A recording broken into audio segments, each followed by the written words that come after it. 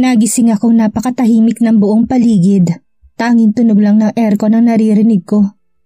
Ibinuk ako ng konti ang aking mga mata at sumulyap sa kabuuang silid. Bigla ko napadilat ng mga mata nang makitang hindi ko pala silid at kama ang hinihigaan ko sa kasalukuyan. Oh God, I'm still here in his room? Unti-unti kong kinapa ang mga kamay ko sa katabi ko, but he's not lying and sleeping here. Bumalikwas ako ng upo paharap sa hinihigaan niya kaninang madaling araw. Inabot kong unan na ginamit nito't niyakap ko yun ng sobrang higpit.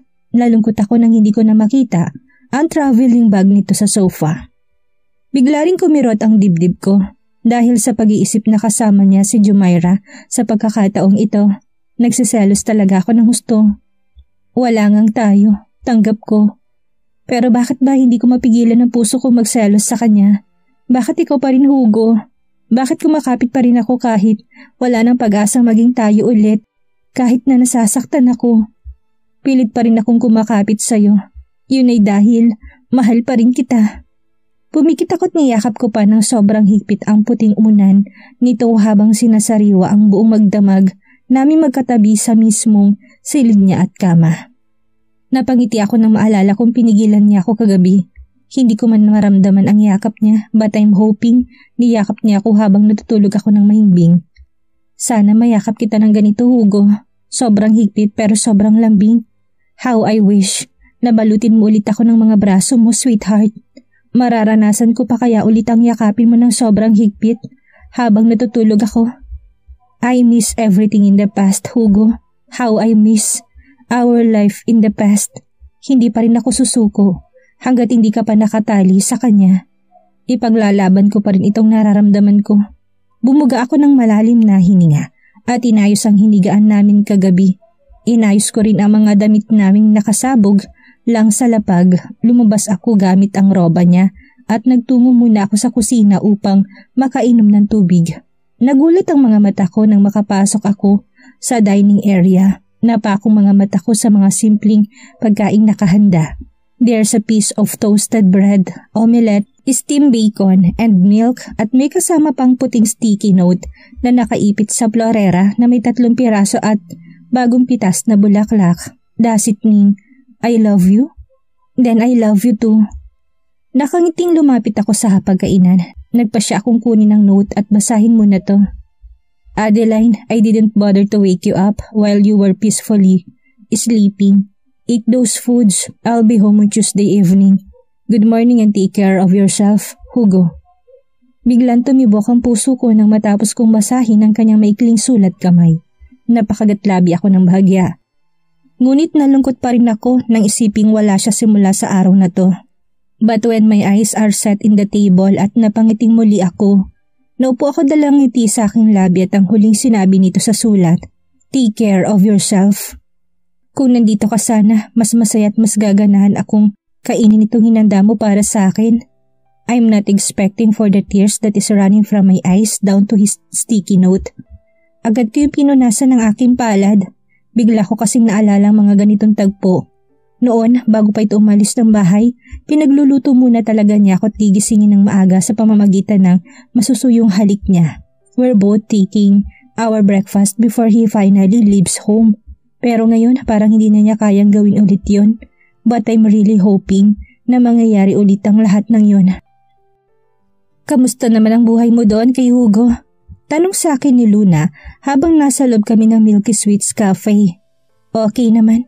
Sagot ko dito habang humihigop ng milk tea at kumakain ng Bavarian chocolate cake. Bakit parang hindi? Bakit parang stress ka sa paningin ko? Puna nito sa akin habang panguya-nguya ng kanyang slice mocha chocolate cake. Okay nga lang ako. Ang puso mo, kamusta ang pagtibok niyan? Maayos pa ba? She's seriously staring at me. Binaba kong kubyertos at nagpahid ng tissue sa aking bibig bago nagsalita. I'm fine, Luna. Kaya ng puso ko to. Then I smile a bit. Ako pa ba? Nakita kong pagkalungkot ng mukha nito. Kaya mo ba talaga, Adeline? Bahagi akong tumango. Yes. Then I smile. Aaminin ko na sa kanyang lahat sa pagbabalik niya galing sa Australia. Gusto mo tulungan kita para mas maniwala siya? I shake my head. Hindi na kailangan, Luna. Just let me do this alone. Alam ko, lalambot din ang puso niya sa akin. At ramdam ko, malapit ng araw na yon. Well, I hope so. Dahil isa lang naman ang hiling ko para sa'yo. Ang sumaya ka ng tuluyan. So good luck sis, and I hope okay na kagad kayong dalawa. She then winks. Thank you Luna, I hope so. Ilang minuto pa kaming tumambay ni Luna sa lugar na yon para magtsikahan. Kakauwi lang kasi nito noong isang araw galing sa out of town and closed door business nito na hindi ko alam kung saan ginanap na lugar sa Pilipinas. Kamustang trabaho mo doon sa bagong client ni Madam? She rolled her eyes. Ayun, okay rin naman. Okay? Tumango ito sa akin. Ba't ganyan ang mukha mo? Ano palang meron sa mukha ko? Tanong niya sa akin habang nakataas ang kilay. Naaamoy kong may masamang nangyayari. Ramdam ko lang, sabi ko dito habang tinitikman ang kakaibang carrots graham na offer ng Milky Sweets Cafe. Bad happening? Naku, hindi naman masama Adeline. Siguro mukhang stress ako pero sabi ko sa'yo okay lang talaga ako. Na-stress lang siguro ako sa kaartehan na mag-ama kung minsan. She says while busy taking her graham ice cream. I suddenly frown. Who's mag-ama? Bakit na-stress ka sa mag-amang yun? Sino bang mag-amang yun? Sunod-sunod na tanong ko dito. What? May nasabi ba akong mag-ama? Tanong nito na parang gulat na gulat pa sa tanong ko sa kanya. Oo, meron. Hello, are you with me Luna Marie Navarro? Parang naglalakbay ang utak mo ah. Parang nandun pa sa mag-amang yun. I suspiciously states. Of course, I'm with you. Oo nga pala, yung mag-ama, client ko kasi yun and he's a single father with one daughter. Na-stress ako kasi kung ano yung ugali ng tatay, ganun din sa anak. In short, napaka-bossy ng dalawa. Lalo na yung bata, super suplada. Nanggigigil ako sa katabilan. Ilang taon na ba yung client mo tang anak niya? Ano yung bata 4 na taon pa lang? What? Tapos bossy na kagad? So meaning bata pang ama ng bata, right? Bigla ko na curious sa kwento nito. She nods. Oo, I think 31 years old yun. Yung sabi na anak niya sa akin. Nakakausap mo yung bata? Oo, kapag sinasama siya ng dad niya sa opisina. God? Bata pa lang pero kung baka mando sa mga security guards nilang mag-ama, daig pa talaga si Ma'am Sanchez ha? I smirk and nod. You said seryoso yung daddy, right? Superb. So you mean suplado? Yes, she answers with her eyebrow raising. Tapos yung anak din bossy. Hindi ba? Tumango din ito. Hindi kaya type ka lang na mag-ama? Biglang nabulunan si Luna sa sinabi ko tagad humigop ng milk tea nito. Ano ba yan Adeline? Nakakabigla yung imahinasyon mo ha? Grabe ka mag-isip. Hindi lang sila sa akin nagsusuplad at nagsusuplado sa lahat din kaya. So you mean type rin sila na mag-ama? Kaloka ka rin mag-isip eh. Ngumisi ako dito. Aminin na kasi, ramdam mo rin yung naiisip ko. Naku hindi, you are very wrong. Kung hindi ko lang talaga client yung Mr. Mercado na yon, nun ka magtatagal ako doon. Then she rolled her eyes on me. Sus, kunwari ka pa. Luna, if that man's offered you to become the mother of her daughter, naku wag kang papayag kasi baka bumalik yung totoong ina. Baka masabunutan ka pa't makasuhan ng trespassing sa mag-ama niya. Pumunot biglang noon ito. Ang dami mo sinasabi Adeline, wag na nga nating pag-usapan ng tungkol sa buhay ng client ko. We are talking about your situation here, not mine, and not my client's life. Okay nga lang ang sitwasyon ko kay Hugo. Sitwasyon mo dapat ang pag-uusapan natin dito, para exciting. Anyway, kamusta sa bahay mo? Sumimangot ito ng bahagya. Ayun, bahay pa rin. Teka, kailan ka ba uuwi? Sobrang nakakalungkot kung minsang nasa bahay ako eh. Nagtatawagan naman tayo palagi, di ba? Yup, but that's not enough, Adeline. Iba pa rin yung may nakakausap ng personal at harapan. Sa bagay, I agree. Anyway, bisitahin na natin ang Heavens. Unti-unti na raw dede-develop yung loting tatayuan ng building. At yung lumang building ay natibag na raw sabi ni Mother Candice nang huling tumawag sa akin. Yeah, I've been there last week, Adeline. Personal ko kasing inabot yung tulong ko sa kanila sa orphanage at mga bata. Talaga? That's great. Samahan mo ko ha. Pupunta ako doon after ng birthday ko sa Friday. Baka Saturday or Sunday na lang. Kumunot ang noon ito. Why not on Friday? Usually, we visit and celebrate our born day with them on the exact date, Adeline. Ba't na iba na ngayon? Ngumiti ako dito ng bahagya. Because I want to celebrate my special day with Hugo. I know, naalala pa rin siguro niyang birthday ko and I want him to be the first person to greet me on that day. Huwag masyadong umasa ha, baka mabigo ka't masaktan ka lang, Adeline. Ngumiti ako tumiling dito.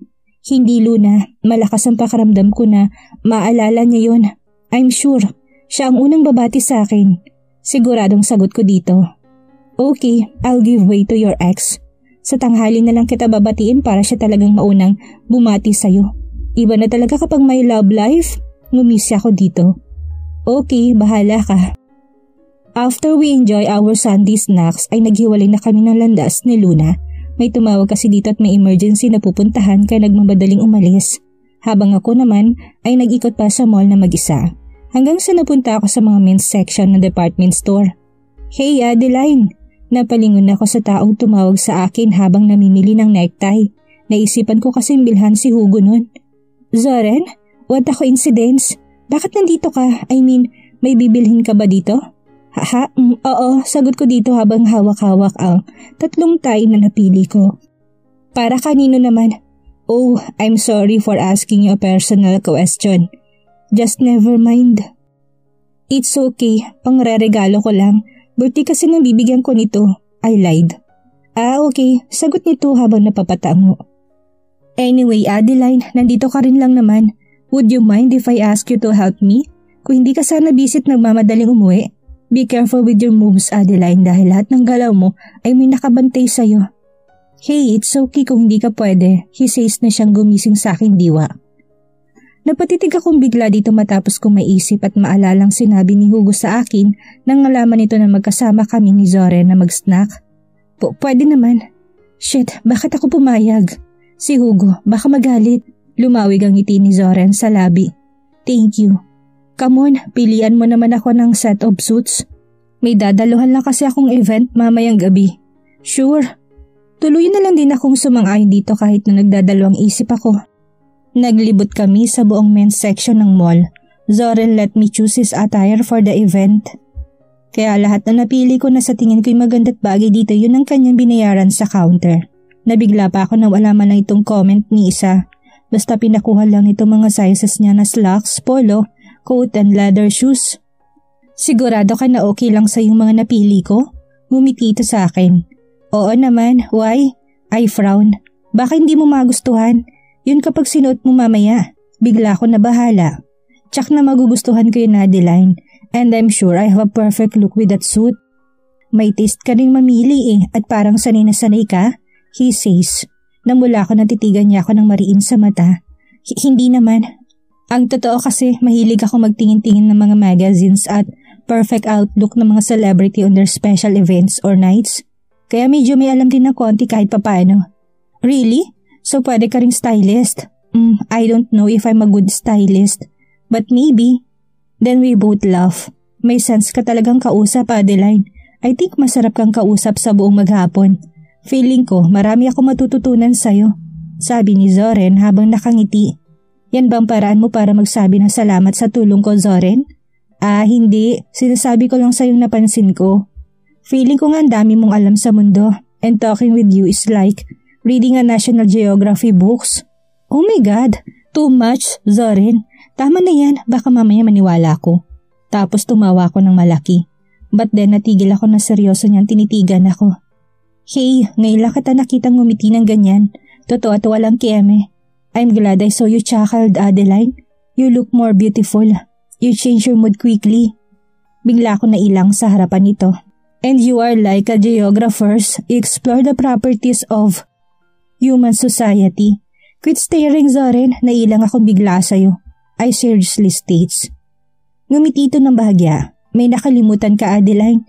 Hinanga din ng geographer na maunawaan kung saan matatagpuan ang mga bagay na yon.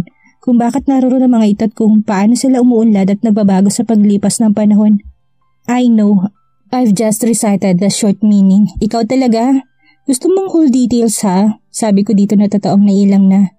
Yeah, because I want details, Adeline. It's one of my nature. Ganon? He nods. Yup. Okay. So tapos na nating bilhin yung kailangan mo? Can I invite you to the event? Wala kasi akong maisama. Biglang tanong nito. Oh no, I'm not free, Zoren. Umiling pa ako dito. Okay, hindi kita pipilitin. How about late snack with me?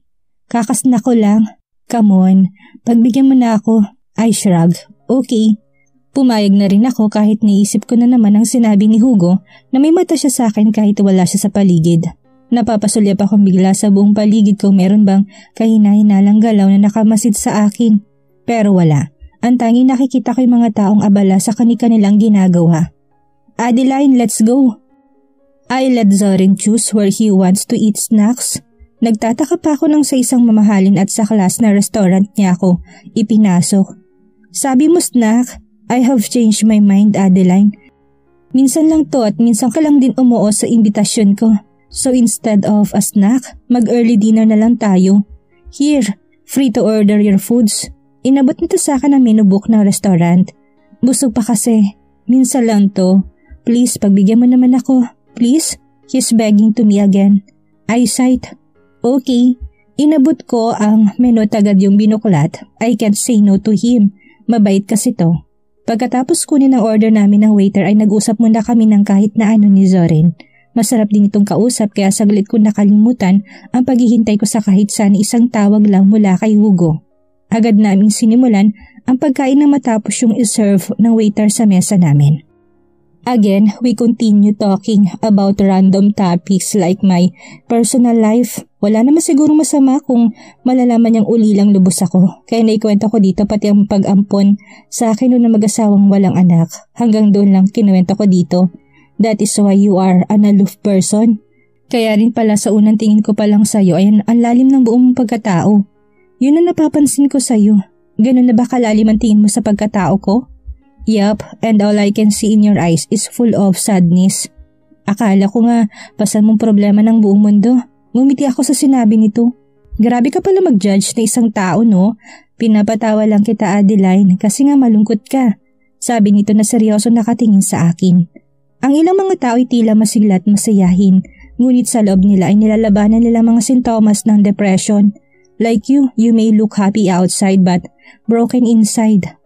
Napatda ako sa sinabi nito. Lahat ng sinasabi niya ay may sense. Parang totoo. I mean totoo. Paano mo nasabi? Sabi ko. It is my nature, Adeline. Alam kong tumingin ng tao kung malungkot, stress o depressed, Adeline. Not to mention, I'm a medicine graduate. Major in psychiatry at US University. Namilog ang mga mata ko. Wow talaga? I'm amazed and wala kasi nabanggit si Mrs. Sanchez sa akin. Yup, then after I graduated medicines, I proceed to business ad. Yun kasi ang napag-usapan namin ni Mom and Dad. Tapusin ko na kung anong course ang gusto ko, then after that, yung gusto naman nilang pag-aaralan ko. He states, so you mean nag-aaral ka pa ulit ngayon? Yup, but I'm graduating now, in July, in God's will. Nakakahiya nga, tumatanda na lang ako sa pag-aaral. He says, you must be proud of yourself, Zoren. Napaka-professional mo kayang tao. Ilan taon ka na ba ngayon? I'm going 30. Matanda na, 'di ba? Hindi naman. Sabi ko dito, bigla ko naalala si Hugo. Magte-30 na rin kasi to. Yung pagmemedisina mo, I mean, hindi mo ba ginagamit yun bilang profession mo sa ngayon? I'm a public psychiatry. Pumapasok ako ng ilang oras kapag kinakailangan sa field and team. May isang gina nga akong pasyente sa ngayon. Wow, ang galing mo naman. Napagsasabay-sabay mong lahat. Yup, kailangan eh. Ayoko naman pabayaan si Mom, lalo na ngayong wala na si Dad. He sadly says, oh, I'm sorry. Kamamatay lang pala ni Mr. Sanchez and that was 2 years ago, right? Yup, and it's okay, Adeline. He says, anyway, gusto mo bang sumama if may seminar kami for stress and depressed people? Ha? Bakit ako? Hindi naman ako depressed eh. I think I don't belong, Zoren. Smile a bit. I know. Hindi naman dahil ganun ang team na seminar ay puro mga depressed people ang umatan doon. It's also for a normal people, Adeline. Seminar lang yun. It's a program by learning how to avoid stress and depression. Promise, marami kang matututunan doon sa health program na yon. Napaisip ako bigla. Sige, pag hindi ako busy at pag may time pa ako, sagot ko dito. Okay, I'll just text or call you when and where is the venue. Okay, basta hindi pa ako sure kung makakadalo ako ha. No problem. And thank you, Adeline, dahil pinaunlakan mo ako ngayon. I smile and say, "You're welcome." Hugo's POV. Umigting ang pangako habang patuloy na iniscroll pababa ang mga imahe. Hinawi kong kwelyo ng aking polo habang isa-isang tinitignan ng mga larawang pinapadala ng mata ko kay Adeline. Simula sa mga larawan nila na isang babae hanggang sa ang kasama nito isang lalaki. That man again? Ito rin ang kasama niya noon na sa larawan na nakuha na ng tagamanman ko sa kanya. I get my phone and call my personal investigator. "Hello, give me some reports about that man in the pictures." My direct command. "Yes boss, bukas na bukas din ho." Sagot nito sa kabilang linya. "Always keep an eye on her at bigyan mo kagad ako ng reports kung saan pa siya pumupunta habang wala ako dyan." "Copy boss." "Wala ka pa rin bang updates tungkol sa pinapaimbestigahan ko sa'yo?" "Pasensya na boss, mahirap kasing kalkalin ang pinapagawa nyo. Pero wag kayong mag-alala boss. Gagawin ko ang lahat, mabigyan lang natin ng tamang impormasyon at mga detalye ang buong nakaraan ng pagkatao niya. Just give me at least 2 weeks at ibibigay ko kagad sa yung buong nangyari sa kanya simula nung bata pa siya hanggang ngayon." "Good, I need all the information. Wag mo sana akong biguin sa lahat ng gusto kong malaman." I say seriously. "Yes boss, and my team is working on it so hard. Kaya makakaasa kang tamang investigator team ang nilapitan mo." "Asahan ko yan mula sa grupo mo." Pinutol ko na kagad ang pag-uusap naming dalawang tao ko. I scroll my contacts at tinanap ang number ng babaeng pinapaimbestigahan ko simula sa araw na tumuntong ito sa bahay na tinutuluyan naming dalawa. Tinitigan ko munang numero nito saka ako bumuntong hininga ng malalim. Shit, wala ka talagang isang salita, Adeline. Nakalamang ring pa lang na may sumagot agad ang tawag ko sa kabilang linya. I didn't expect to dial her number. It's unintentionally. Huli na para patayin ng tawag. "Hello?" Her slow voice utters in the other line. Pumikit ako at hindi agad nagsalita. "Hugo?" She speaks again at narinig ko muli ang kanyang magaan na boses. "I know it's you, Hugo." "Yeah, it's me." I miss you," she whispers. I gulp, hindi ko inaasahang mamumutawi yun sa labi niya. I clear my throat and speak again. "How are you, dear?" Shit, why did I say that? "I'm fine, pero nakakalungkot dito mag-isa sa bahay mo. Kailan ka ba uuwi? Matagal pa ba kayo dyan ni Jumaira?" Naririnig kong lungkot sa boses niya, kaya pala, lumabas ka kahapon kasi nababagot ka. Shit, ano ba pakialam ko kung makapagkita siya sa lalaki niya at kung kanino pa? "Yes. Nagbanding kami ni Luna and nagkita kami ng hindi sinasadya ng anak ng lady boss." "I don't care if who's with you, Adeline. Go out and have fun with anyone, even with your boys." "Alam ko, may nakita ka na namang mga galaw ko na kasama ko siya. Pero Hugo, hindi ko naman boyfriend ng taong yon. I'm telling you the truth, he's only a friend." What the heck do I care who that man is, Adeline? Sinubukan kong kalmahin ang sarili ko habang kausap siya, but I think I can't. She blow a deep sigh. Talaga, wala kang pakialam? Ayaw mo ba akong pagbawalan ha, Hugo?" I didn't answer her question. "Kailangan ko pa palang magpahuli sa mga mata mo sa akin dito para lang tawagan mo ko sa ngayon. Nang Sabado ko pa hinihintay ang tawag mo. Alam ko malabo pero hinintay ko pa rin tumawag ka." Bumuntong hininga ulit ito ng malalim. "Why it is so hard for you to believe me now? Bakit ang hirap mong paniwalaing hindi akong babaeng katulad ng iniisip mo? At bakit ba ang hirap mong i-please, Hugo?" I sighed. Hindi ko hinihiling na i-please mo ako, Adeline. Malaya ka pa rin gawin ang lahat ng gusto mo ngayon. Dahil gusto kong gawin ang gusto ko sa buhay ko ngayon. Pero gusto kitang i-please kahit na ayaw mo. Gusto kong bumawi sa lahat kahit ayaw mo sa mga ginagawa ko. Gusto ko mag-effort kahit baliwala to sa'yo. Hugo, gusto ko pa rin ipilit kahit na alam kong walang katugon ang lahat. Then why do you still doing it? Kung alam mo naman ang magiging resulta ng lahat. Gusto mo bang malaman kung bakit ko ginagawa tong lahat? I gulped so hard. Magsasalita na sana ako but then I heard a knock on the door. Paglingon ko si Jumaira ang pumasok na tao sa loob ng silid ko. Yun kasi ang dinidikta ng puso ko. Kasi, mahal. Sweetheart, bumaba na tayo. Hinihintay na tayo ng pamilya ko. Sabik na sabik silang marinig ang mga plano at paghahanda natin. Shit, lumayo ako ng bahagya kay Jumaira at sinanyasan ko to na mauna na sa baba. Pero umiling na siya at galit na tumingin sa akin. Hihintayin kita, sabay na tayong bumaba. Eyesight at umiwas na lang kay Jumaira. I can't go home tomorrow night, maybe on the other night. She doesn't answer. I have to go now. Narinig ko isang malalim na buntong hininga nito. I know she heard Jumaira's voice. Take your time, Hugo. Bye. Hey, Adeline. I course nang binaba na niya ang tawag. Adeline's POV.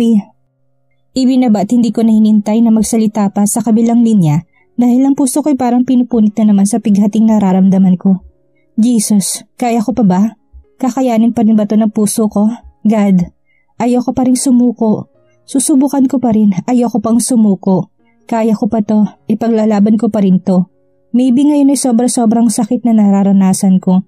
But I know one day soon, pagbibigyan mo rin ako na maging masaya at sa gustong mangyari itong puso ko. Pinikit ko ang aking mga mata habang aking mga luhay nagsimulang tumulo sa aking mga mata, pababa sa aking kama. Tahimik akong humagulhol at humahagulhol sa sakit na nararamdaman ko sa dibdib ko. Unti-unting hinihila ako pa ba ng selos at sa insecurity ko at dinudurog ang puso ko. May laban pa rin ako, hindi pa siya kasal. I know, ramdam ng puso ko, mahal pa rin niya ako. Araw ng Miyerkules, masigla akong bumangon at pumasok ng opisina hanggang sa umuwi ako ng bahay niya. It's Wednesday at ilang oras na lang ay uuwi na siya. Ilang oras na lang, isa akin na naman ang oras niya. Pinilit kong alisin sa aking utak ang pag-uusap namin ni Hugo na nakaraang gabi.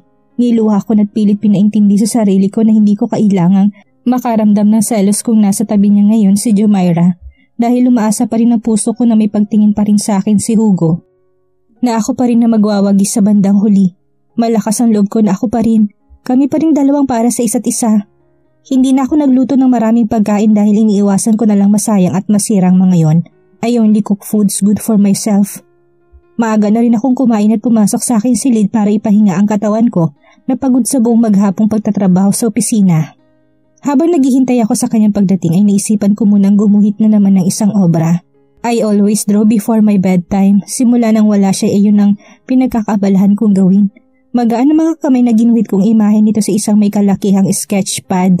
It's him, Hugo handsomely smiling while standing behind the tree and waiting. Ang background nito sa paligid ay isang malawak at magandang dalampasigan. Gumuhit din ako ng isang babaeng nakatayo sa hindi kalayuan habang nakatanaw dito. The woman looks happy and contented with her life with her man around. Papalapit sa lalaking nakatayo at nakatanaw lang din sa kanya. The woman is no other than me. I warmly smile na matapos ko na yun ng halos 3 oras. Nagunat ako sa katumayo ng tuluyan sa harap ng study table at sketchboard ko. Tumungo ako sa kama at nahiga ako doon at nagmuni-muni sa malamig at tahimik kong silid. Ano oras na? Bakit wala pa rin siya? Sa bagay, wala naman siyang sinabi kung anong oras siya uuwi ngayon. I'm still waiting for him. Hindi ako matutulog hanggat wala pa siya. Pipikit na sana ako na bigla naman tumunog ang phone ko na nasa tabi ko lang mismo. Hugo's calling. Bigla napasingapang puso ko ng pangalan nito nakaregister sa screen ng cellphone ko. I remember pinalitan ko na palang pangalan niya na nakasave sa contact SIM ko. Hello, puno na sigla ko tong sinagot. Hindi mo na ako makakauwi ngayon. Ha? Why? Bigla ko nadismaya sa narinig ko dito. I have something important to settle now. Huwag mo na akong hintayin pa. I gasp. Nanlumon na ako ng tuluyan. Nasa Pilipinas ka na ba? Yes. Kailan lang? Yesterday. Kumirot ang puso ko sa kaalamang nakauwi na siya ngunit hindi pa rin siya umuwi sa akin. Kailan ka uwi dito sa bahay mo? Bahala na. Kinakabahan ako sa sagot nito. What does it mean? Uuwi ka pa ba dito? Narinig ko sunod-sunod na pagbuntong hininga nito sa kabilang linya. Hugo, umuwi ka na please. To be honest, I don't know if I can go home, Adeline. He says, ikakasal ka na ba? My voice started cracking. Pwede ba ako makiusap man lang? Umuwi ka na muna please. Maghihintay ako sa'yo. He sighs. Adeline, ikakasal na. I got him. I don't want to hear the reality. I know, pero umuwi ka na muna. Mag-usap naman muna tayo, please. Dumaloy ang luha ko na hindi ko inaasahan sa aking mga pisngi. I can't, right now. I can't. I slowly sob. I get it. You want me out to your life now. Hindi ito sumagot sa kabilang linya. I'm still going to wait for you until Friday. kung hindi mo ko uuwian dito sa bahay mo. Lumunok ako ng marinat puno ng sakit sa aking puso. Then okay, let us stop this call. Let's proceed to our main deal. Aalis na lang ako dito sa bahay mo. Sambit ko. Kahit sobrang labag yun sa puso ko na hindi man lang kami makakapag-usap. No, Adeline, you shouldn't go out and leave that house. It's your house. Sa'yo ko pinangalan yan. Don't go. It is yours. Tumulo ng kusang mga luha ko na sunod-sunod at hindi ko na napigilan ang umimpit ng iyak. I can't accept it, Hugo. Tama na yung perang hiningi ko sa'yo. I can't accept this property. I can't. I continuously sob in pain. Huwag mo akong iyakan, Adeline. He seriously utters. Hindi ko rin naman gustong umiyak, Hugo. Pero hindi ko na kaya eh. Masakit na kasi. I still sob in too much pain. Tell me, paano ba to pipigilan kung sobra na ako nasasaktan? Hindi to nagsasalita sa kabilang linya. Tanging buntong hininga lang ang naririnig ko dito. Wala ba akong karapatang masaktan? Wala ba akong karapatang umiyak? Tao lang ako, Hugo eh. Tao lang ako, nasasaktan at nasusugatan din ako. I'll try to come home. Maybe tomorrow night. Stop crying. Maring utos nito sa akin. I'll wait for you. Just come home and let's talk first. Ayoko magtapos tayo ng walang pag-uusap ngayon. Hindi ko nagagawin yung dating ginawa ko sa'yo. I can't leave this house now without our formal goodbye. Come home and let's talk. Please come home, Hugo. Please. I'll try. Basta maghihintay pa rin ako sa'yo. Tugon ko rito sa kapinati ko ng kusang tawag nito. Ayoko kasi marinig na nagdadalawang isip pa rin siya sa kanyang pag-uwi sa bahay niyang yon. I cried all night. Hindi ko na maalala kung hanggang ilang oras akong umiyak at kung anong oras na ako natapos sa pag-iyak. Anong mangyayari ngayon tila malapit nang imaikasal sa ibang babae si Hugo? Magawa kayang maalala ni Hugo ang kaarawan ni Adeline? Magawa kayang puntahan ni Hugo ang dalaga at may ipagtapat ni Adeline ang lahat-lahat kay Hugo? Yan ang ating aalamin sa susunod nating kabanata.